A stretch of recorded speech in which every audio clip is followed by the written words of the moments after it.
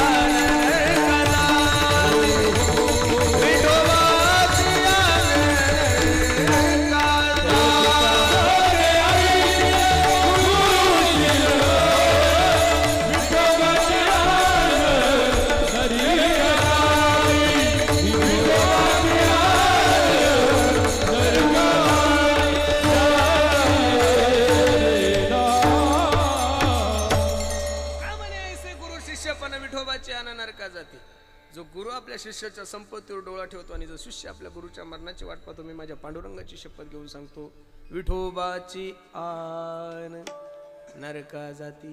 पण या लोकांचा जर विचार करायला गेलो तर किती प्रेम होतो गुरुवर शिष्याचं. मच्छिंद्रनाथ आणि गोरक्षनाथ एका रस्त्याने जात असताना, लक्ष देऊन ऐका, एका मायमाऊलीच्या घरी वडे केलेले होते. काय केलेले होते वडे? त्या वड्याचा सुगंध मच्छिंद्रनाथाला आल्यानंतर मच्छिंद्रनाथाने गोरक्षाला प्रश्न केला, गोरक्षा, ए गोरक्षा. जी गुरुजी, वडे खाण्याची इच्छा झाली रे. काळजी नका करू गुरुजी, चला ना आश्रमावर. मच्छिंद्रनाथ गोरक्षनाथ आश्रमावर गेले आणि गोरक्षनाथाने भिक्षेची झोळी घेतली, त्या मायमाऊलीच्या दारात गेले. माय अलक निरंजन भिक्षाम दे. आता त्या मायमाऊलीला माहित होता हा बाबा दररोजच मधुकरीला येतो, भिक्षासाठी येतो. तिने ताटामध्ये कोरडा सिधा घेऊन आली आणि कोरडा सिधा ज्यावेळेस झोळीत टाकायला लागले त्यावेळेस गोरक्षनाथाने सांगितलं, आई आज कोरडा सिधा नकोय, तुमच्या घरी जे वडे केले त्यातले 2 वडे माझ्या गुरुजीला द्या. नास्तिक होती ती मायमाऊली, परमार्थाविषयी आवड नव्हती, महाराज लोकांविषयी तर अजिबात आवड नाही. काही काही लोकांना, महाराज लोकांना पाहिलं की असा फुट सोड उठो, काय होतं काही कळत नाही, काय अवघड आहे महाराज. त्या नागपूरला एक वेळेस मी भागवत कथेला गेलो होतो महाराज. त्या गावामध्ये एक मायमाऊली अशी होती की तिला महाराज लोक पाहिले की पोट सोडूच उठायचं. बिचारी कीर्तनाला नाही, हरिपाठाला नाही, काकड्याला नाही, भजनाला नाही. नेमकं आमचं नशीब एवढं खराब, तिच्या घराशेजारीच आमचं जेवण. बरं, आता महाराज म्हणल्यानंतर कपडे जास्त काही भारी नाही घालत, फक्त हे 2 इस्त्री करून घालतो, त्याच्यामुळे चांगले दिसतात. काही खादी नाही, काही असं साधे कपडे एकदम. 50 रुपये मीटरचे कपडे असतील, याच्यापेक्षा जास्त काही नसतं. आता आम्ही सगळ्यांनी कपडे वगैरे घातले आणि सकाळी नाश्त्याला त्या मायमाऊलीच्या दारात. आता ती नेमकी जिला महाराज लोकांचा कंटाळा, ती दारातच भांडे घासत होती. आता तिथं कुत्रं नव्हतं, मांजर नव्हतं, काहीच नव्हतं. भांडे घासत असताना दन दन भांडे आदळ लागले आणि हळूच म्हणली, माय बोक्याला तर ऊत आला. काय म्हणली ती? बोक्याला. माय बोक्याला तर ऊत आला. मी हळूच आमच्या तब्बलजीला म्हणलं, का रे इथं तर मांजर नाही, बोक्या नाही. म्हणली कोणाला? ते हळूच मला म्हणलं, म्हणे पुरुषा आपल्यालाच म्हणली, चाल म्हणे पुढं. त्या विचाराची ती माय माऊली, का रे तुझ्या गुरुजीला बरं चांगलं चांगलं खा वाटतं.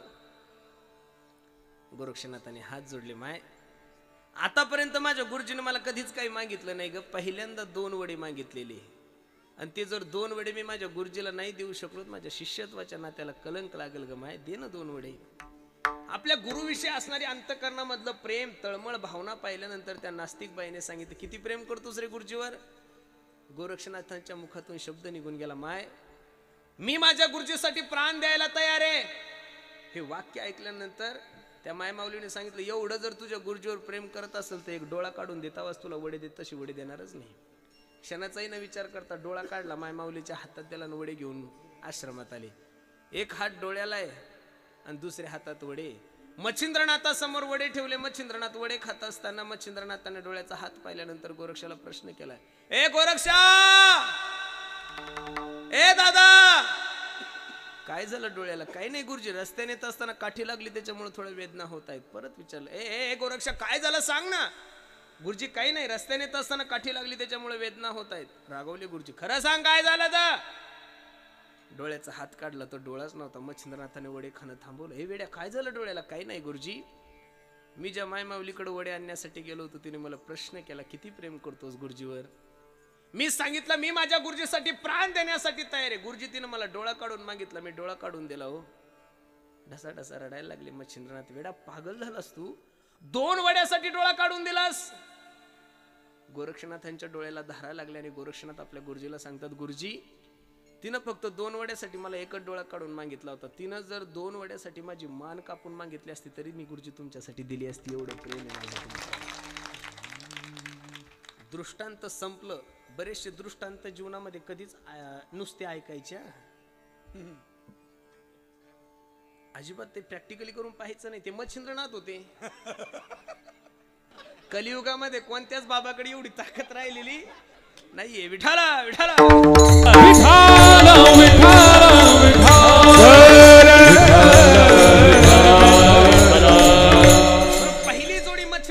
गोरक्षनाथाची, लक्ष देऊन ऐका. दुसरी जोडी माझ्या ज्ञानोबरायची आणि निवृत्तीनाथाची. खरं सांगू का महाराज, गुरु गेल्यानंतर हजारो शिष्य रडणारे अनेक उदाहरणं तुम्ही या महाराष्ट्रात, या देशात, या विश्वात पाहिली. पण शिष्य गेल्यानंतर गुरुजी ढसा ढसा रडतात, हे पहिलं उदाहरण माझ्या निवृत्तीनाथ दादाचं आणि ज्ञानोबरायचं आहे. निवृत्तीनाथ सांगतात, हो गुरु शिष्य पण सिद्धीने. वास्तविक विठ्ठल पंत, रुक्मिणी आई साहेब गेल्यानंतर तिघांना सांभाळायची जबाबदारी निवृत्तीनाथाची होती महाराज. कारण मोठे भाऊ होते.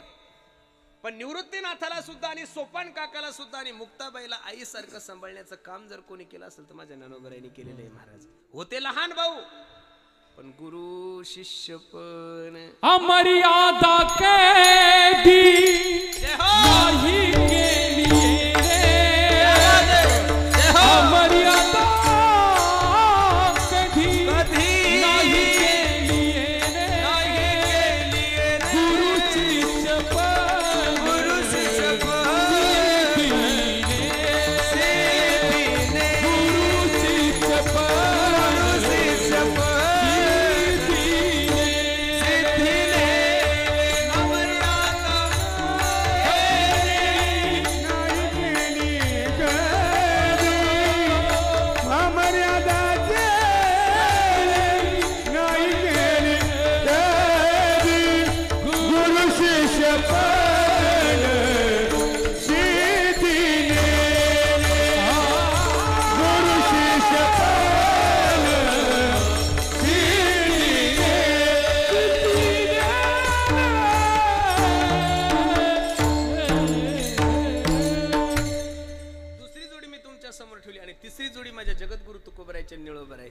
माझ्या सद्गुरूने मला भेट द्यावी, माझ्या सद्गुरूने माझ्या मस्तकावर हात ठेवा, माझ्या सद्गुरूने माझ्यावर कृपा करावी, याच्यासाठी माझ्या निळोबराने 42 दिवसाचा अन्न पाण्याचा त्याग केलाय.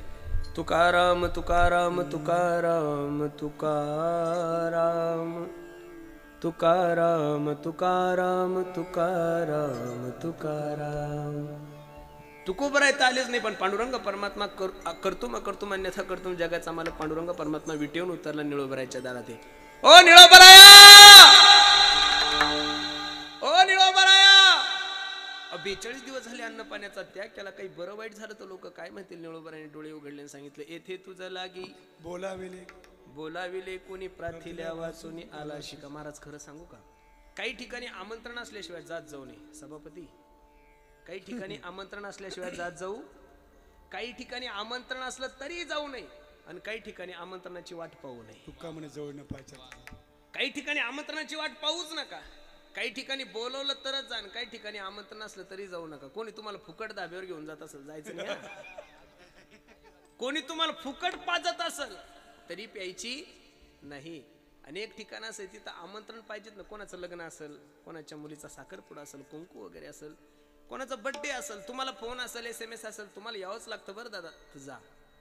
आमंत्रण असताना गेलं तर जीवनामध्ये फजिती. त्याच्यासाठी भागवतामध्ये खूप गोड उदाहरण सांगितलेलं आहे मला. दक्ष प्रजापतीने यज्ञ ठेवलेला आहे, खूप मोठा यज्ञ. सर्वांना आमंत्रण दिलं, पण स्वतः जवायला म्हणजे भगवान शंकराला आमंत्रण दिलं नाही. कैलासामधून विमानं जात असताना सती आई साहेबांनी शंकरांना विचारलं, मालक काय ग, माझ्या बापाने खूप मोठा कार्यक्रम ठेवलाय, चला ना. भगवान शंकर म्हणतात, अगं वेडे, तुझ्या बापाने तो कार्यक्रमच माझा अपमान व्हावा म्हणून ठेवलेला आहे. मी जवाई ग, त्याचा एकुलता एक साधा फोन नको करायला तुझ्या बापानं. चला ना मालक, काय होतं विसरले असते ते. नाही शक्य ग, अगं वेडे, अपमान होईल, आमंत्रण नसताना जाणं चांगलं नाहीये. रडायला लागल्या. मालक, आपल्या बापाच्या घरी जाण्यासाठी पुरीला आमंत्रणाची काय गरज आहे. हे ज्यावेळेस भगवान शंकराला म्हणले त्यावेळेस भगवान शंकराला कळालं, ही जात ऐकणार, ही जात ऐकणार. आता भगवान शंकराची बायको जर भगवान शंकराचं ऐकत नव्हतं तर आपल्यासारख्या शंकराने अपेक्षा काय करायची आपली बायको ऐकल म्हणून. अजिबात नाही. आपण फक्त कीर्तनात गप्पा मारायच्या. अहम ब्रह्मास्मी तत्वमशी प्रज्ञानम ब्रह्म. ब्रह्माच्या गप्पा फक्त इथं करतं, घरी गेलं की बायको म्हणती, भोप्या अहम ब्रह्मास्मी. No challenge. सर नुसते डोळे वटाळले तरी कीर्तन रद्द होतं माधव आपलं. ताकद आहे त्या जातीमध्ये. नुसते डोळे जर असं बसतो का पिशवी पेटा लगेच ताकद. बरोबर आहे का? नंदीला सांगितलं, ए नंदी, कपाटात जेवढ्या काही साड्या तेवढ्या पॅकिंग कर, ही गेली की येणार नाही मला माहित आहे. दक्ष प्रजापतीच्या यज्ञामध्ये आमंत्रण असताना गेले. सर्व देवतांना स्थान पाहिलं, स्वतःच्या मालकाला म्हणजे भगवान शंकरला स्थान दिसलं नाही. राग आला आणि यज्ञ कुंडामध्ये उडी मारून आपला देह संपवला. कळलं माझं उदाहरण तुम्हाला. काही ठिकाणी आमंत्रण असल्याशिवाय जात जाऊ नये, काही ठिकाणी आमंत्रण असलं तरी जाऊ नये, आणि एक ठिकाण असेल तिथं आमंत्रणाची अपेक्षा पाहू नये. कीर्तन असेल, भागवत असेल, रामायण असेल, इथं येत जा. इथं काही तुमचा बर्थडे आहे आणि पोरीचा साखरपुडा आहे म्हणून तुम्हाला मान अजिबात नाही. देवाचं कार्य देव करून घेत असतो, आपण कोणीच नाही. मी एक वाक्य सांगू का महाराज, याच्यापेक्षा मोठं उदाहरणच नाहीये. मी जर आता लगे या क्षणाला कीर्तन करता करता मेलो तरी काळजी करू नका. इथं कोणताही महाराज राहिलेला अर्ध कीर्तन पूर्ण करेल. मग कीर्तनकारा वाचून जर काही राहत नाही तर ऐकणाऱ्या वाचून काय राहणार आहे.